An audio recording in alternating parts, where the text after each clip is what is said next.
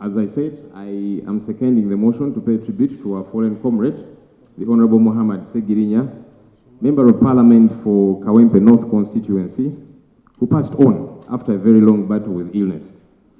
On behalf of the opposition in Parliament and on my own behalf, I wish to extend commiserations to the family of the Honorable Ssegirinya, the people of Kawempe North constituency, the National Unity Platform, party he belonged to and loved, and indeed, the entire country on the demise of the Honorable Muhammad Ssegirinya. Honorable Speaker, death is a painful aspect of life, regardless of the age at which one passes on. However, losing a youthful legislator at 37 years of age, who had huge dreams and aspirations, is so tragic. Honorable Muhammad Ssegirinya grew up in a humble family, as we all know, as he had always talked about, and faced various challenges that shaped his life. Despite limited resources, he prioritized education and engaged in community activities. Honorable Ssegirinya was still studying at the time of his death. Some of us think when we get to Parliament, we have arrived. But he said, I'll keep adding knowledge. That's how hungry he was for knowledge. His experiences deepened his understanding of issues affecting ordinary Ugandans, fueling his passion for activism and advocacy for a better country. Honorable Ssegirinya's journey from grassroots involvement to national recognition showcases his resilience and ability to connect with diverse people, earning him respect in Uganda's political landscape. Honorable Ssegirinya first gained public attention through his participation in Kampala-based radio talk shows. His frequent spirited calls to these shows earned him recognition as Ssegirinya Eddoboozi ly'Ekyebando, translating to Ssegirinya, the voice of Kyebando. During these radio engagements, he would refer to himself as MP2B.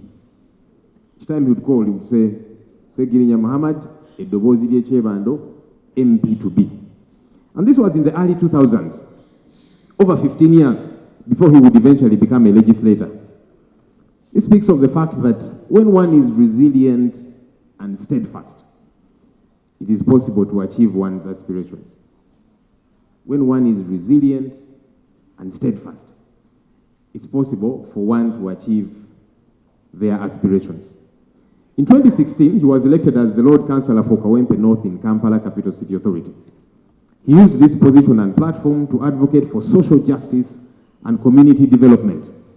His vibrant personality and commitment to grassroots issues endeared him to many people.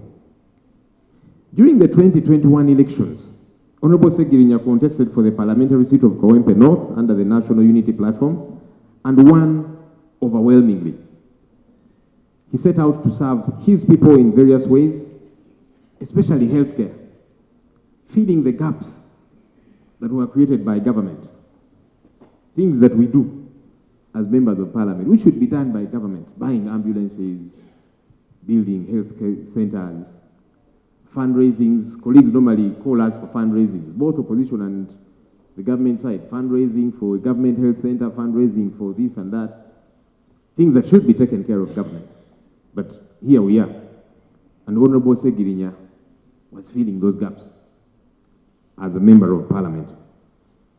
Unfortunately, not long after he had joined this august house, he was arrested and jailed for a long period of time over the Vijambia Panga attacks on the population of Masaka region, which saw the killing of many Ugandans. And to date, Right Honorable Speaker, justice eludes the bereaved families because the question of who killed their loved ones has never been answered. To date. While in prison, Honorable Ssegirinya got severely sick, and his condition kept deteriorating by the day. He was constantly denied bail, as we all saw, even though his condition was worrisome.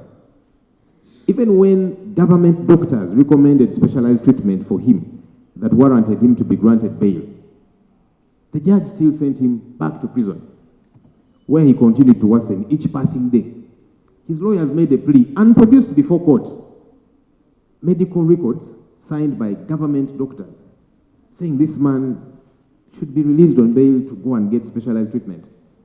The judge said, no, go back to jail. After a while, Honorable Ssegirinya was granted bail only for him to be abducted outside Kigo prison by gun-wielding men in plain clothes, in total violation of our country's laws. This disregard for the rule of law continues unabated in our country, and as we have witnessed, it affects all of us, including colleagues on the government side, as you have seen very recently. We must jointly castigate this and call for its end. Many Ugandans have been abducted in similar manner, and to date, they are still missing. All this is in a country which prides itself in following constitutionalism. We should be ashamed of these acts. Right Honorable Speaker and colleagues, the denial of bail to Honorable Muhammad Ssegirinya feeds into the recent narrative by General Yoweri Museveni lately. He has called for denial of bail and even police bond, something which is not in tandem with our constitutional order. While bail and police bond may not be mandatory, directing judicial officers and police officers not to give them to those before them is unbecoming and should be condemned by us all, because we are all potential victims. Colleagues, we are all potential victims. As we send off Honorable Ssegirinya, may we commit to respect the rule of law, because he suffered due to the disregard for the rule of law. Of late, we have seen threats by our country's Chief of Defense Forces, General Muhoozi Kainerugaba, threatening our neighboring countries, including Kenya, South Sudan, DRC, and the threats have extended to his colleagues in the military, and even leaders in this country. He, for example, threatened to behead and even eliminate the Honorable Robert Kyagulanyi Ssentamu, a former member of this House and the leader of the National Unity Platform. This is abhorring and unacceptable. I hope that we can all condemn this and demand for action, because this is not acceptable.